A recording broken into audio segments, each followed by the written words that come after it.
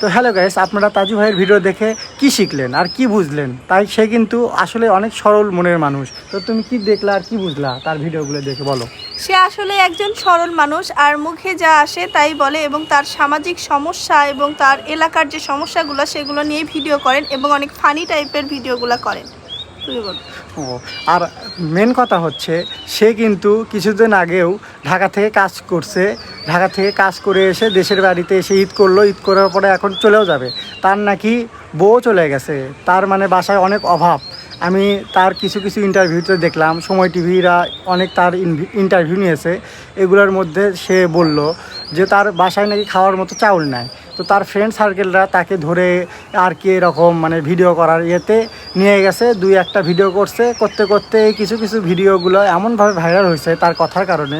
এই জন্যে সে আজকে এতটা ভাইরাল যে কিছুক্ষণ পর পরে মানে তার এতটা ফলোয়ার বাড়তিছে, আমি তো দেখে নিজেই অবাক যে 2-3 হাজার করে ফলোয়ার বাড়তিছে স্ক্রল করলে।